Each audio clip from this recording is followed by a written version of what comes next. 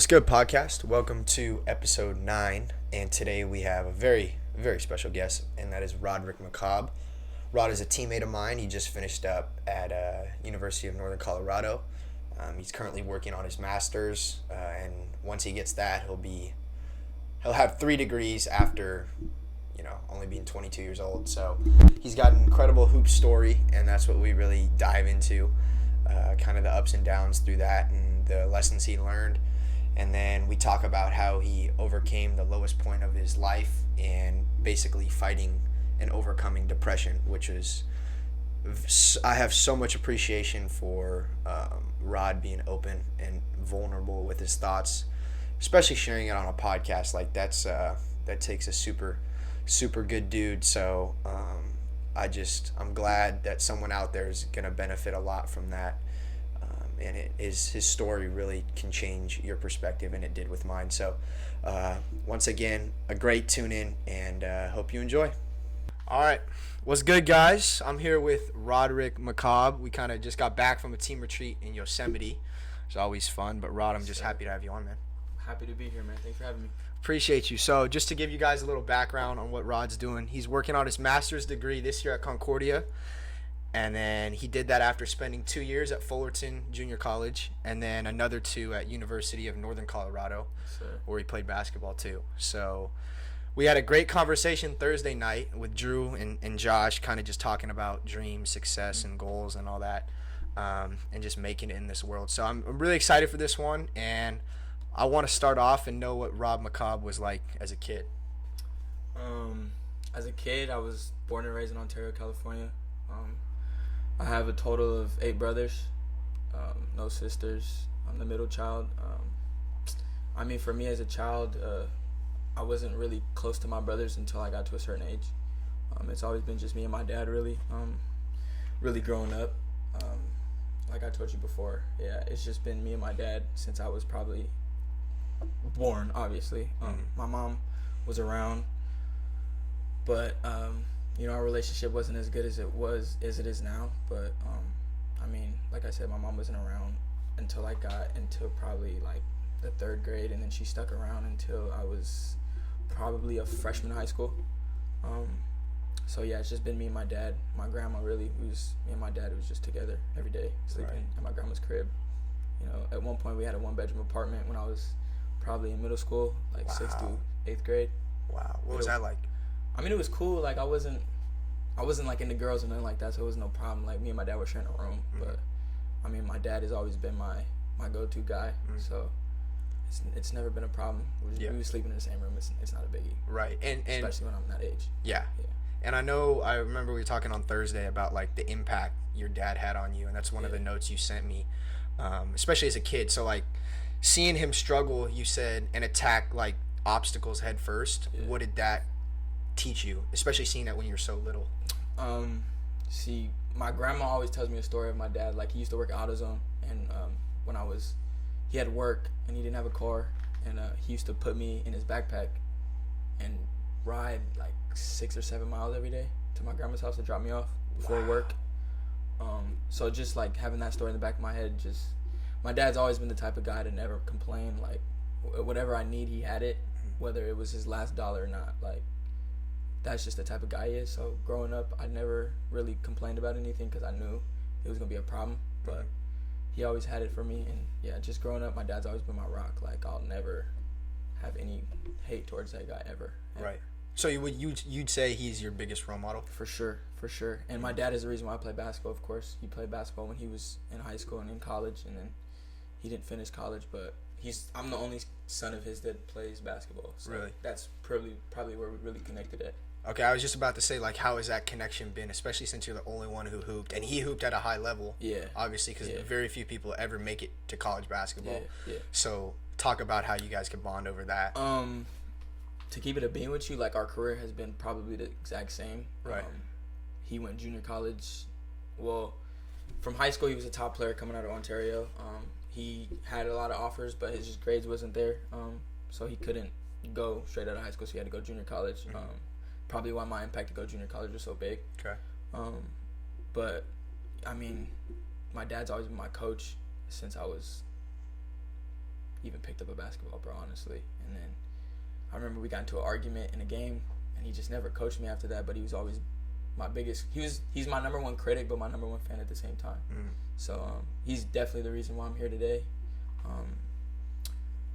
Like late nights, early mornings in the gym type, every day. Like whether he had work the next morning or he didn't, whether he was reffing, because he's always been reffing. So whether he had late games, we was going in after, or early mornings, like I said. But yeah, no, my dad's been my biggest inspiration when it comes to basketball.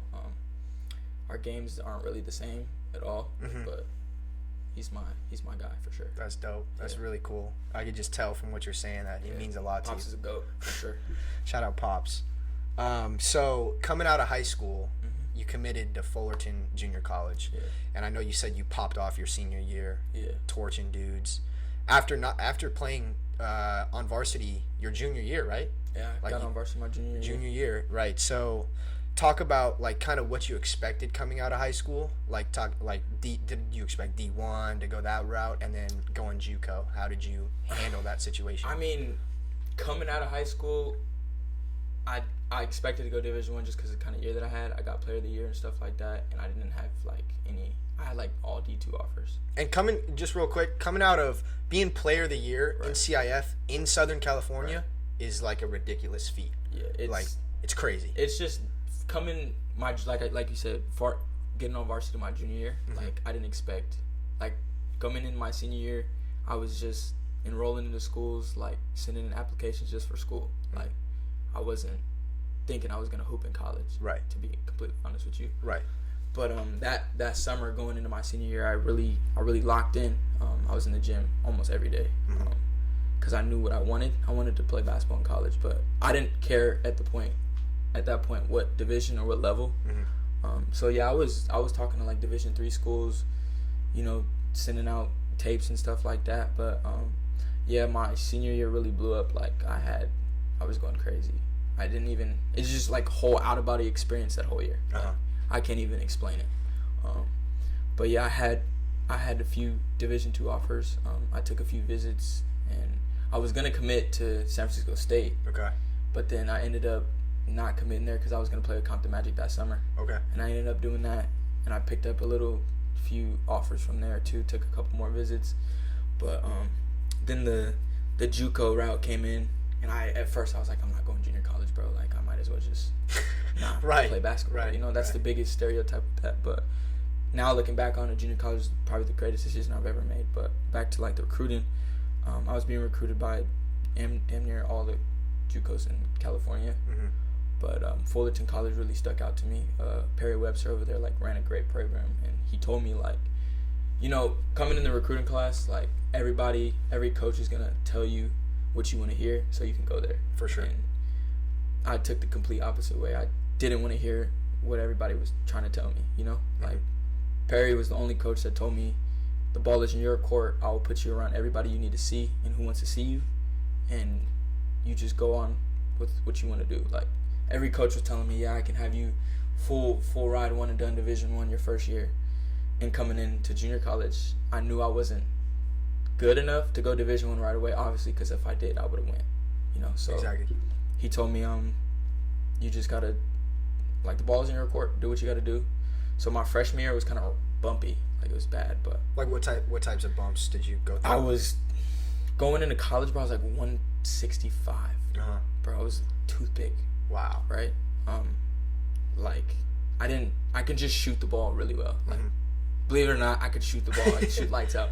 And that's all I could do. I could dribble a little bit, but I think just the transition from high school to college was completely different. Like, I was literally cooking dudes in high school, and coming to JUCO, they're like dudes. They're grown men. Like, for sure. There's 25-year-olds in junior college literally trying to get somewhere. You know what I mean? So it's like being that 18-year-old kid going into junior college with grown men. It's a different level. So, I mean, yeah, the recruiting process was pretty grueling, but it was simple. I knew where I was going to go as soon as when I made the decision I was going to go to junior college. Fullerton was a place. What do you think is the biggest takeaway you got from your experience at Fullerton Junior College? Because, like, you can look at it in different ways, and I know a lot of dudes see it as just like, okay, I'm getting in, I'm going to get out, and they take, like, different things from that whole experience, but you actually were in there grinding and kind of like, what's the biggest thing you learned from that whole The biggest experience? thing was really just like getting in the gym, bro. Like you had to really separate yourself from everybody else. Everybody had the same goal, but not everybody had the same ambition. Right. You know what I mean? So going in, I was real skinny. I was real small. So I was in the weight room every day. I was in the gym with the assistants. You know, I was just trying to make an effort because I really wanted to go Division I. Like that was my biggest thing that I had. Like I had a paper on my wall since I was younger with the first checklist was Division I. Mm-hmm. You know what I mean? So it was possible, bro. We had coaches in our gym damn near every day. Yeah. So I mean, if I wasn't gonna do it, then who else was?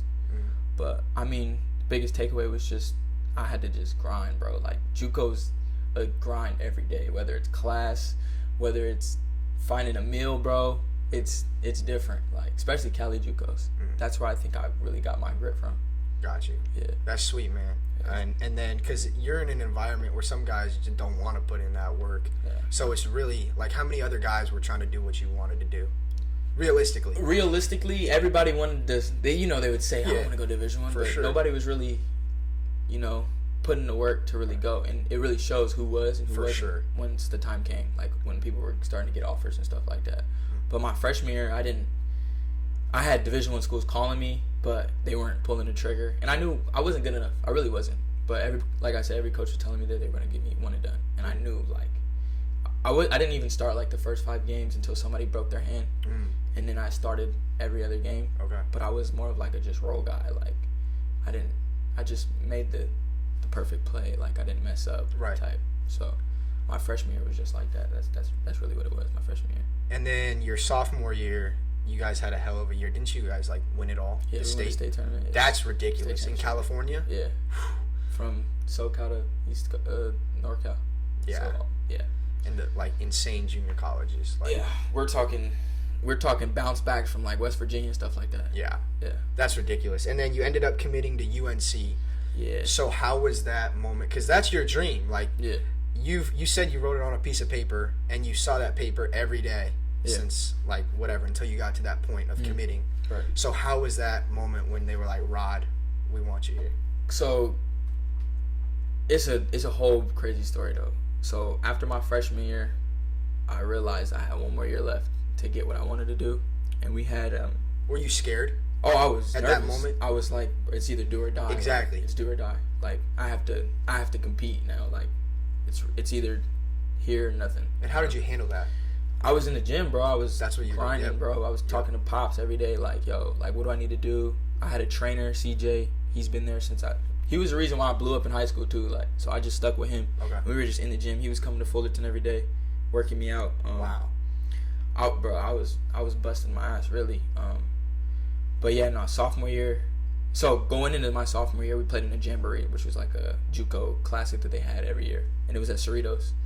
And we played 3 games. The first game I had like 15, and then it was a Friday, and then a Saturday we had 2 games, I think. Both games I just went bananas. Like I had like 22 and 5, like both times. Jeez. And I'm dunking it. Yeah. I'm hitting every shot, like, and I had a feeling like something good was happening that day, like. And then after our last game, coaches was like, yeah, Rod this, Rod that, like. Perry's telling me, yeah, schools are calling. And then that next day, he texted me. I think it was so we played on a Sunday. And that Monday, he was like, yo, what do you think about signing, like, early, like, to a Division I? I'm like, hell yeah, like, this is what I wanted. He was like, all right, well, I'm talking to University of Northern Colorado right now. Like, coach is on the phone, and he likes you, and he wants you. They want you to get on a visit. So I was like, cool, let's do it. And that's what it was. Like, I didn't even, but that's the crazy thing, though. Like, I didn't even wait. Like, I just hurried up and just committed. Once they took me, no, I didn't. I took the visit, and then he was like, yo, you got 10 days to make a choice. I was like, let's do it. Like, so I committed, signed, but this was before my sophomore year even started. Wow. Okay. So this was that summer. Okay. Like, that August I committed, and yeah, this was before my sophomore year of college even started. Wow. So did the fact that you signed, did it change your mindset at all in terms of, like, getting in the gym? Because you already got that, or did you continue to like just absolutely grind? Dude, I wanted to win a state tournament, so everybody thinks that like, oh, when you for some dudes it is like when you sign or you commit Division I, you're cool, you're coasting the whole year. But I wanted to win. Like I knew we were the best team in the state, and we had all the pieces. So like I wanted to win, but I wasn't worried about myself. I was worried about these other dudes and getting them scholarships. Making that one extra pass, because if he hits that 3, he can get an offer off that. You know what I mean? Damn. So that's an incredible mindset to have. Not a lot of people have that. No, and I for sure, that's probably the reason why my game is the way it is. Like, I'm more of a pass first type of guy, just because like I've played like it for so long. You know what I mean? Yeah. So yeah, no, I was still in the gym every day. You feel me? Like, but I really wanted to win a championship. Right. And with what I had already an offer, like it was just, I got a scholarship offer, Division I, and if I win a state championship, it just puts a cherry on top. For sure. You know what I mean? Yeah. So that was my biggest thing. Damn, respect for thinking that way. Yeah. That's so dope. Now, what was it like when you actually were going out to UNC? So you win state, get your dream. So you've already got a scholarship, a state championship. Actually, let me rewind. You got a CIF championship, Player of the Year, JUCO state championship, and then an offer, a Division I offer. Yeah. And what are you, like 20 at that point? So you've done all of those things before 20 years old? 19? Yeah. That's insane. I was 19. So how is it like you do all that stuff and now it's time to go to UNC and like do your thing? You may think it was probably like one of the greatest things that's ever happened to me, because it was, right. But like it really hit at the wrong time. Like right, I think it was, we had one, and it was like April. I was leaving in May or June. I was going to class in junior college, and I got a call from my auntie, and I think we just came back from spring break. It was that Monday we came back from spring break, and my auntie had called me, and she's like, yo, Uncle Louie just found Dakota dead. I'm like, what? Dakota's my brother. And I'm like, what are you talking about? Like, what do you mean he's dead? Like, she's like, yo, you need to come home. You need to come over here. And I was walking in class, and my teammate was in my classroom with me. And he's like, yo, what's good? And I just dropped my bag, and I just cried. He's like, what's going on? And I took off running, and he followed me. And I met my JUCO coach in the parking lot. Like, he's like, what's going on? What's going on? Like, I just seen him, right? I just seen him, and I'm like, yo, my brother's dead. Like, I gotta go. He's like, what do you mean? I'm like, he's dead. Like, I gotta go. Like, he's like, stay here. So he came and picked me up, and we drove to my dad's house. So my dad, I didn't talk about this, but my dad he's now married now. But when I was growing up, he was single and stuff like that. But he's married now, and it's a long story with all my brothers, bro. So he's married to my mom, my dad is married to my oldest brother's mom, right? So all my brothers we're all in that family. They just split up when I was young. Like, I probably wasn't even born yet when they split up, right? So throughout the years, my brothers, she had kids, and then my dad had kids, and they got back together. So I was like, from like 6 to 12, me and my brother Dakota, which was the guy my brother who passed, we were like dumb tight, right? Like, that was my dude. We played basketball together. We grew up together, diapers type. You feel me? So then my dad got a divorce with Victoria, which is now his wife again. And then when I was in junior college, they had got remarried. So then me and Dakota, and we always kept in touch, like, even when they were divorced. Like, that was my dude. Like, so then we, when they got back together, it was like when I first graduated high school, and then, so we were catching up type, but we never missed a beat. So yeah, long story short, I was with him that whole spring break, every day. I was picking him up from work. We were kicking it, all of that. Keep in mind, he just found out that he was finna have a baby, and he just turned 21. He's finna have a baby, so he's busting his ass, working every day. I'm picking him up from work. He's working graveyard. We're talking, chilling, chatting it up, and then that Monday I find out that he's dead, right? So we're racing back to the crib with my coach and my teammates in the back, and I'm just bawling, bro, thinking about all the stuff that's going on, and those years where we weren't those 2 or 3 years where we weren't really as close as we used to be, and then finally getting back to where it is, and now it's over.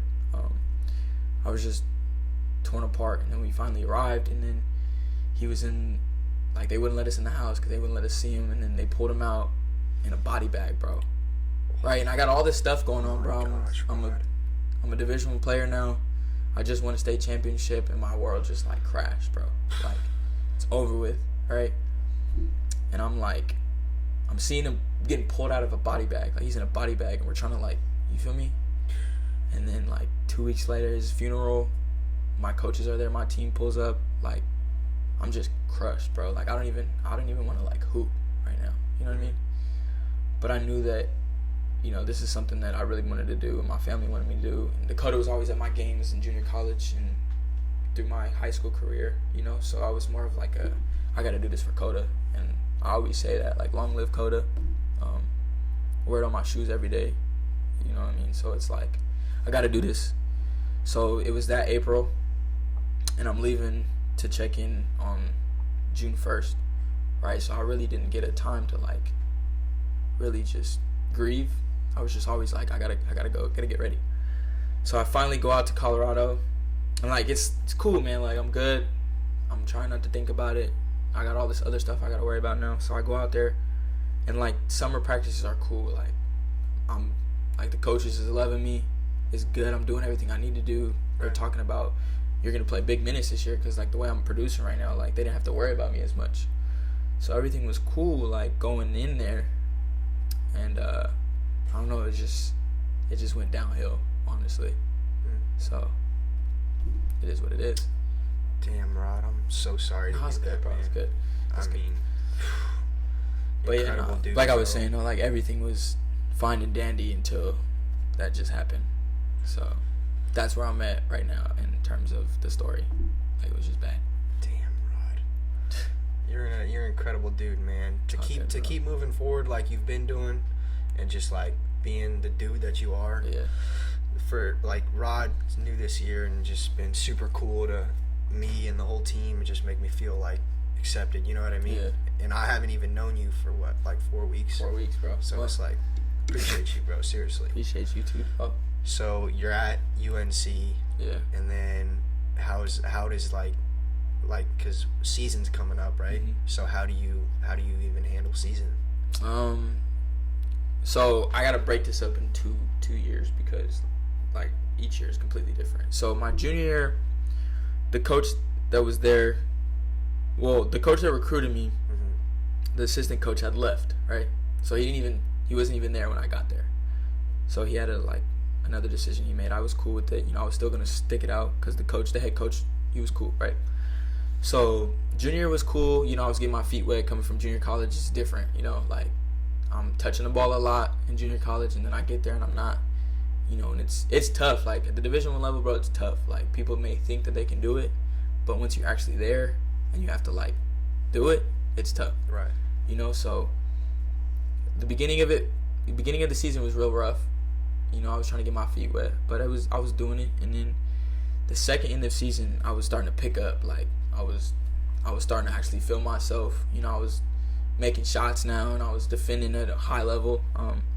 I felt like, and then I'm playing pretty solid minutes coming to the second time of the year. And then we get to the conference tournament, and then boom, COVID hits. So they shut our conference down, like our tournament down. So I don't even get to play in the conference tournament. So my conference tournament gets shut down. They send us home. I'm home for like two or 3 days. I get a text. Head coach is gone. He left. He went to another school. So I'm like, damn. I don't know what's going on. I'm telling my dad, like, yo, what should I do? I don't know who's gonna be the new head coach. Like, what do I do? So we were thinking about transferring out, and then come to find out the assistant coach, who's the head coach now, that was the assistant when I was there, got the head coaching job. And he told me, he's like, yo, you need to stay. Like, I'm the head coach now. Like, you already know the system is good. Like, come in, you know, big part. So I'm like, cool. So I stayed. So going into my senior year, and my senior year was just shit, bro. It was so bad. Like, it was terrible. Like, what made it bad? for one, COVID made it bad, right? So for sure. COVID made everything bad for everybody. Class was canceled. There was no in person. Like, there was no connection with people. We was quarantined. I'll just start it, but yeah, my senior year, I go there. We're at home for a while. Like, we're supposed to go out there in the summer. They shut us down because we can't go. So I go out there. Finally, I'm out there for 2 weeks. So when I get there, they're like, yo, you got to take a COVID test. So I took a COVID test. They're like, it should come back in 3 days, 3 to 5 days. If it comes back negative, you're good. If it comes back positive, you've got to quarantine. But I'm already quarantined because I came from California, so I got to quarantine anyways. Right. But I don't have to quarantine for the 2 weeks unless I'm positive, right? Mm-hmm. So I'm in there for 5 days, 7 days, 10 days. They still haven't got me my results, right? Wow. So they're like, just wait 2 weeks. Your test won't come type. So we're quarantined for like 2 weeks, right? So that 2 weeks, I'm like, cool. After that, we can work out. The day I get out, they're like, yo, we're shutting down practice. You can't even practice. Like, COVID's, it's terrible. So they send us back home, right? So I'm go back home, and then I got to quarantine again back home. So I'm in quarantine for like 4 weeks already. Wow. Right? So then they tell us to come back. So then this time I go back, I quarantine again, but this time I can quarantine in my crib. Like, the first time I had to quarantine out there, we were in a dorm. So I had to quarantine in my crib now. So I'm quarantining again, so we get out there, and then we can finally, like, practice. So we start practicing. We're practicing for a couple months now before season starts. Practices are going good. But then I didn't know what was going on with COVID in terms of, like, if we were going to have a season or not. And if we were, I didn't want to have a season with no fans, like, for my senior year. Like, that's crazy. For sure. So, like, I wanted my family to be able to pop out to a game, So then I told Coach, I was like, yo, like, if season happens and they don't give us a year back, I want a red shirt, right? And he was like, okay, no problem. Like, 2 weeks later, they give us the rule that we get an extra year. So I'm like, cool, I could play. So I'm practicing. And in those 2 weeks before, I was more of like they're not going to put me in the system because they don't know if I'm going to play it, right? So I'm just like a backup of a backup of a backup. Okay. So I'm like, all right, cool. Like, the reason why I'm a backup right now is because the way it's going. So then they finally give me my 2 weeks. They give me the extra year. And then I'm able to practice, like, for real now. So I'm practicing. I'm doing really well. We got scrimmages and stuff. I'm killing in the scrimmages. They're like 6-man idea type, right? So then first game comes around. It's supposed to be against Arizona. The day we leave, or the day we're supposed to leave, COVID tests come in for somebody else on our team positive. So we don't play Arizona. So we're in quarantine again for another 2 weeks. Damn. Right? So 2 weeks, that means like 5 or 6 games that we lose out on. Yeah. Right? Because we have a tournament. We play Arizona, and then we have a tournament, which is like 5 games in the tournament or something like that. Those are gone. Right? So we're in quarantine for 2 weeks. And it's just like, I'm in the crib, I can't work out. I'm just playing video games, door dashing every day. I'm getting fat. Mm-hmm. Like, everybody's getting fat, right? Yeah. So we come back, and it's just like, this is terrible. Like, practices are bad. I'm out of shape. Good. Like, it's over with. Like, so I'm trying to get back in shape, and it's just like, I couldn't get my feet wet, like, after quarantine. So, like, our games come around, and I'm playing well. Like, I'm playing, like, the smooth, like, 25 minutes, like, the first few games, because I'm, like, the only senior. Like, I'm locking dudes up. But it's like, I don't know what's going on in terms of why I'm not playing more than 25 minutes. You know what I mean? Yeah. Like, what am I doing wrong? I'm not doing anything wrong. Yeah. So then, it came to the point where I just wasn't playing. Like, after those first, like, 5 or 6 games, like, I was coming in for like 10 minutes, and then towards the end of the season, I wasn't getting no burn. Like, 0.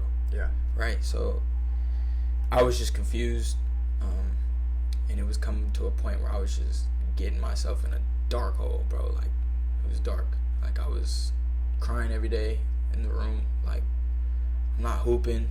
Like, this is what I do. Like, I'm supposed to hoop, and I'm not doing that. So what am I here for? Like, I'm just then smack. Like, I'm reminiscing my brother for weeks. Good. Like, I'm missing the fam. I got 2 nieces here. I got 3 nieces, actually. I got 3 nieces that I haven't seen yet. And I was just like, I was depressed, bro. I was contemplating life for a smooth couple weeks, months, bro. Like those like last stretches of the season were like the worst months of my life in terms of like my mom was worried, like she had to come out and like stay with me for a week because I was just, and nobody knew. Like everybody thought I was cool because everybody knows me. Like I'm more of like I like to make people laugh and shit like that. So I was doing that, you know, like, but nobody knew what I was really going through, bro. Like I was just dying inside, bro. Like I was in my room. We didn't have no class. Well, I had an internship, but my internship was online, bro. I was at home all day, like just sitting on my ass. I didn't even want to work out. Like, jeez. And you know what I'm saying? Like me knowing like what working out would do for you, like I just didn't have any like. There was no getting out of the situation because nobody was talking to me. Nobody was telling me what I was doing wrong, stuff like that. So I was just like, it is what it is. Like, I'm over it. Like, I'm finna off it. Wow. Bro, like, I was contemplating living for a while, bro. Jeez, and nobody knew. And I know we're on a podcast now, but, like, this is what it's about. Like, at the end of the day, like, somebody could be going through this shit right now, and nobody will know. And I was like, I was really big on mental health and stuff. Like, now I am. Because it takes a toll, bro, when it comes to athletes, bro. Like, especially at that level. Like, you have nobody. You're far away from home. And, like, whatever's going on off the court, nobody knows. You're just battling those demons by yourself. And when you don't have the one thing that you really love, it's over with. Like, you don't want to do anything. So I'm just, bro, I'm contemplating life, bro. Like, calling pops, crying. Dad, mom, crying. My mom got to come out. She's worried about me. She's promised me you're not going to do anything to yourself type. Like, I'm serious, bro. It was crazy. But then I, like, really got to a point where I was just like, bro, I got to get out of this. Like, it's terrible. Like, I got to get out of it. So I was just like, I don't know. It's just, that's where I was my junior and senior year. Northern Colorado, but it was just bad. Terrible. Wow, Rod. Yeah. I appreciate you seriously, like, being vulnerable and honest about that whole situation, man. Yeah, bro. I mean, I've never really talked about that situation until, like, that Thursday night where we were talking, bro. Like, I've never really came out. But, I mean, that's what I was going through, bro. Like, it was terrible. It was bad. Sorry, man. It's good. I'm good now. Seriously, though, that's, like, takes someone super special to share that on a podcast, man. Like, that's what it's about, bro. Exactly. I just trying to help people, man. So I appreciate you doing that. Yeah, it means a lot to me. Bro. And someone's gonna find that very helpful. Yeah. So you go through that low point in your life, and you come back out to Southern California, to Concordia, and now how excited are you for this new opportunity, especially because family's right here? I'm extremely excited, bro. When I entered the portal, I knew I wanted to come back home. I didn't want to go anywhere else. Crazy story with that too, though. Once I entered the portal, I was actually committed to Cal State East Bay. Oh, really? Yeah, I committed like 2 weeks while I was in the portal, and then some stuff went down over there with like school and stuff, so I had to make a decision. And then Concordia Irvine hit me, full ride, master's program paid for. So I mean, like, I get to hoop my senior year, and I actually get to play in a system where, you know, they're gonna let me do me, and, like, you know what I mean? For sure. And they expressed that when they was recruiting me, so they're letting me rock here. So that's what's up. Senior year gotta go crazy, bro. Let's go. I'm pumped for it. Yeah. But actually, I meant to ask you one more thing about Northern Colorado. You said that being at that D1 spot, there's a lot of dudes who, and Instagram is like a weird place. Yeah. Right? Social media, it's like a lot of people can get caught up in it. Yeah. In like the followers and the likes, and ultimately at the end of the day, it means nothing. Right. But for society as a whole, we see that as meaningful. You know what I mean? So you were surrounded by dudes with like blue checks. Yeah. Right? Because that's like, you guys are big time as UNC. Yeah.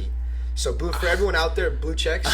Blue checks. That means like you're verified on Instagram. Yeah. How does that? How you just like have a certain amount of followers, or? I don't have a blue check, but I know people that do. I guess, like, from what it is, I guess, like, if you search your name up, you're the first name that pops up. Right. You can be verified or something like that. Right. And if you have don't quote me on this. I don't know, but like, if you have a certain amount of followers, you can have one. But there's people that have like 500 followers and they got a blue check. Right. And I don't know who they are. Right. You know what I mean? So with that, like, people will search up your name on Instagram and they might treat you different. Oh yeah. You know what I mean? Because you have that just specific label. Yeah. So when you're in that environment, I remember you talking on Thursday, like you didn't have a blue check, you were kind of in that low point. Yeah. So what is your goal in life? Because I know you talked about getting that and getting there with that check. I mean, that's not your goal. Yeah, no, but it's like, no, I get what you're saying. You know what I mean? I didn't word it right. Yeah, no, it was fine. I totally get what you're saying. But when it comes to like blue checks and stuff like that, it's not on my it's definitely on my list. Right. Like I want one of those. Right. You know what I mean? Right. But I don't want it for the wrong reasons. You know no, what I mean? 100%. And that's what I was trying to get at. I was just terrible at saying it. Nah, it's fine, bro. I get what you're saying. But like some people use it in terms of like they could just, I'm a blue check, bro. I could talk to you any kind of way I want. Exactly. Right? Exactly. And nobody on my team, or probably there was only like a few people in the Big Sky that had a blue check. Mm-hmm. But like when we were playing like Texas and like Colorado and West Virginia, there was bros out there with blue checks. Like they talking to the baddest women. You know what I mean? Yeah. So it's like, yeah, like that's cool. I like that. Yeah. You know what I mean? But I didn't have that. But I was definitely like, when you're on a Division I like table, you definitely already have that like spotlight. You know what I mean? So like, that's what really really got me too. When I like got in the portal, I was like, it's gonna suck like dropping a level. Yeah. You know what I mean? Yeah. But it was more of like and I know a lot of people go through this, bro, because I was going through it. Like, the homies are like telling me, bro, like you're big time, da da da. Like you like that, you know what I mean? Yeah. But then like when you go like D2, exactly, it's like, I'm D2 now. Like, I suck. But you don't. Like me actually being here, bro. There's dudes here that should be at that level, right? And there's dudes at that level that shouldn't be there, right? You know what I mean? Yeah. So like I kind of get in both sides of it. Like all of that popularity Division I stuff is like fake, bro. Like it's fake.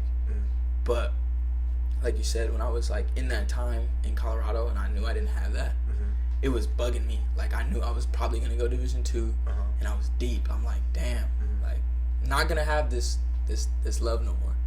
But I was like, I want to get it some other way. You know what I mean? Yeah.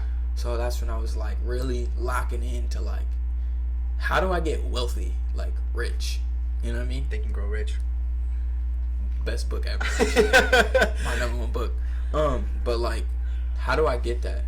You know, and my brother Cedric, he played at the University of Arizona, and we literally like, he played football there. We literally like are going through the same thing in terms of like, bro, like I don't have. Well, he's going through a different situation because he was in the draft and COVID hit, and he had like a lot of teams that he was supposed to go train for and like do the little training camp or whatever. Yep. But COVID hit, so he couldn't go. So he's been trying to like train this whole 2 years type to see what's gonna happen, and he's kind of like at that point where I'm off it. But he's like, he's seeing all his friends like in the draft and stuff, and, like big time and blue checks. Yep. And he's like, damn, that could be me. But then we really like sat down and was like, bro, like all that popularity and stuff, like it's not it. Like at the end of the day, they got a blue check, but they going home broke. You know what I mean? Yeah. So like, what can we do to really move the message in terms of like, let's get rich, like, because all that stuff's gonna come when we get rich, for sure. But we just gotta use it for the right things. You know what I mean? So like, me and my brother Cedric, we really got hella close like these past 2 years because, you know, like I said, like I didn't really know my brothers until I was a certain age. Yeah. And it was probably like I probably met Ced when I was like 4 or 5, something like that. No, he was probably 4 or 5. I was probably like 3 or 4. And then we were like on and off. He would come over every once in a while.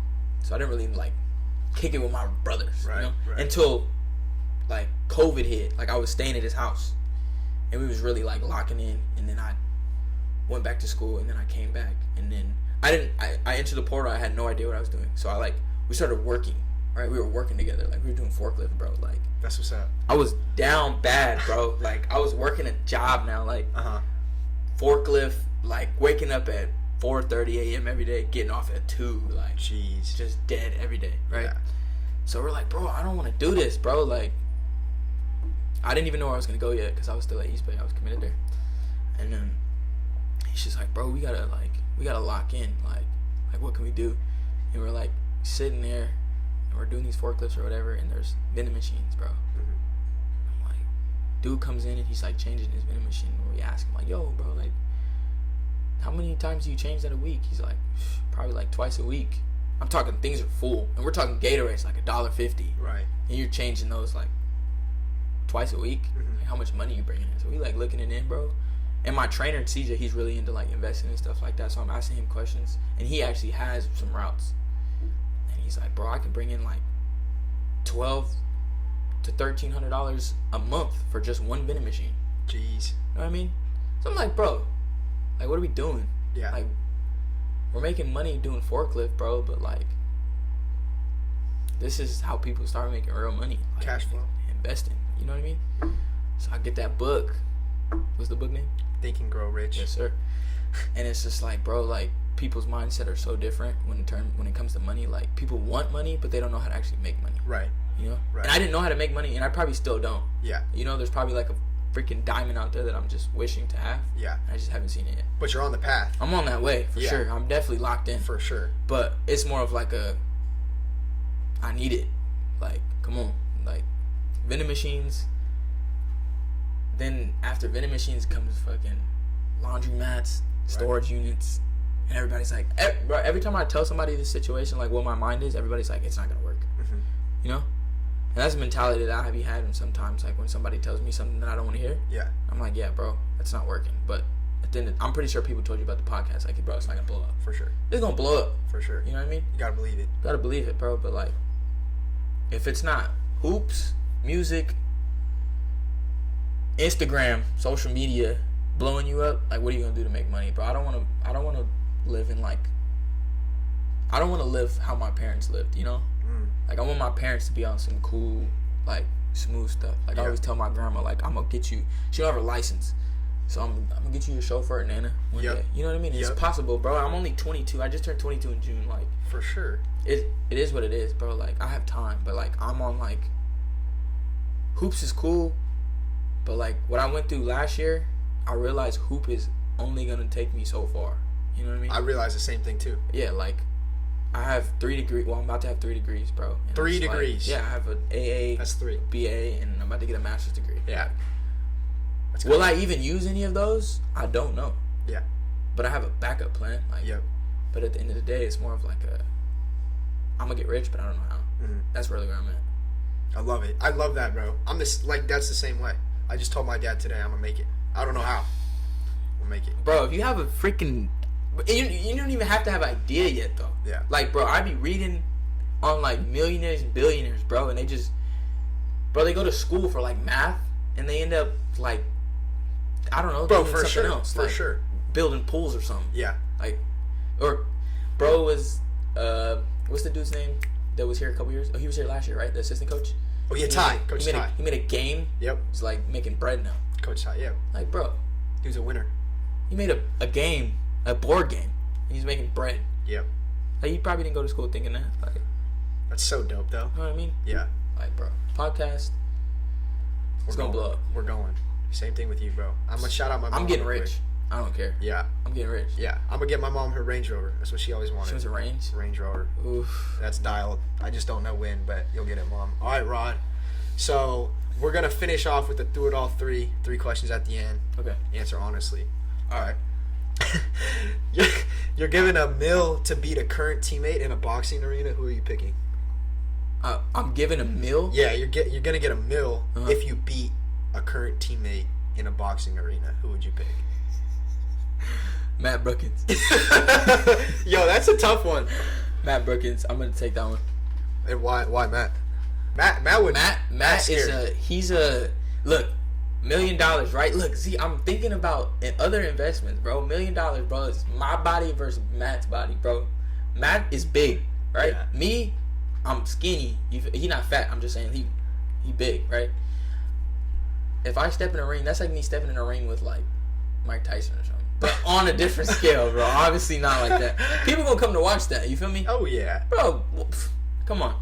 If I knock him out, it's over with. Yeah. $1 million plus some. Yeah. What are we doing after that? Okay. All right. All right. That's a great answer.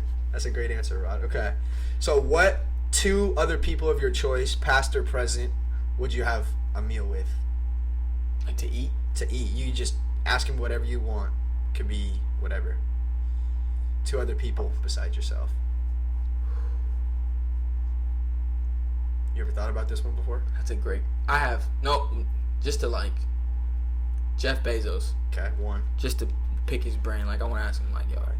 So we got Rod and Bezos. And I really, on some like funny shit, really want to sit down with Biggie Smalls. Okay. Just because, bro, I wasn't around when he was, like, I wasn't here yet, and I listen to his music all the time. Okay. All right, I like that. That's a great question. I like that. It's a good triangle right there. Now I got one more for you. I like to finish. So, what advice would you give to kids out there wondering and considering like if their life is truly worth living? Like you said, a kid or anybody, bro. Like at the end of the day, I always tell myself there's somebody out there that's going through it way worse than you are, and I truly believe that. And there's people out there that are completely going through it and they just push through it, bro. Like I've always thought about my dad, like he could have just gave up whenever, right? But he's always pushed through it. But at the end of the day, it's just like you have to look at the little things in life and realize, like, why are you here? You know what I mean? Like right. we're on a podcast right now. Like if I was here, I wouldn't be able to do a podcast. Yeah. You know what I mean? Yeah. Like if I see old people in a relationship, I would never have that if I was here. Mm-hmm. Or if my niece she would never know who her uncle is. Yeah. You know what I mean? It's just a little stuff like that. So I mean, your life's always worth living. It always is, and it always will be. But you just have to realize why. Once you find your why, you'll be fine. Mm-hmm. But don't stop searching until you find your why. Don't give up. You know what I mean? I love it, Rod. Don't give up. Love it, bro. It's good. Hey, before you sign off, can you just write EP9? EP9. And then put a check mark next to it. Just so the camera can see. EP9. Dialed.